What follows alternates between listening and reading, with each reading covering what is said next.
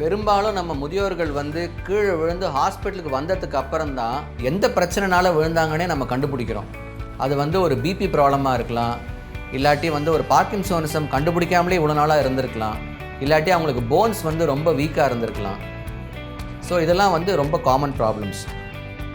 So இந்த வரிசையில் வர அடுத்த பிரச்சனைகள்னு பார்த்தோம் அப்படின்னாக்கா கெயிட் டிஸ்டர்பன்சஸ். நடக்கும்போது அவங்களோட ஸ்டெபிலிட்டி சரியாக இல்லை, காலை எங்கே வைக்கிறோம் அவங்களுக்கு வந்து ஒரு ப்ராப்பர் சென்சேஷன் இல்லை. நிறைய டயபெட்டிக்ஸ்க்கு வந்து நியூரோபதி இருக்கலாம், அவங்களுக்கு வந்து காலில் சென்சேஷன் கம்மியாக இருக்கும்.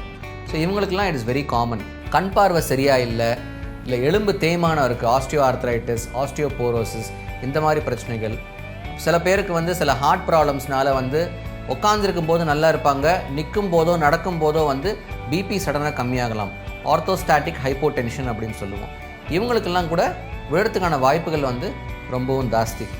இதை தவிர வந்து ஆல்கஹால் யூஸ் நிறைய இருக்குது, இல்லாட்டி அவங்க ஏதாவது தூங்குறதுக்கான மருந்துகள் எடுக்கிறாங்க, இல்லை ஏதாவது சைக்காட்ரிக் மெடிகேஷன்ஸ் எடுக்கிறாங்கனாலும் விழுறதுக்கான சான்சஸ் வந்து ஜாஸ்தி.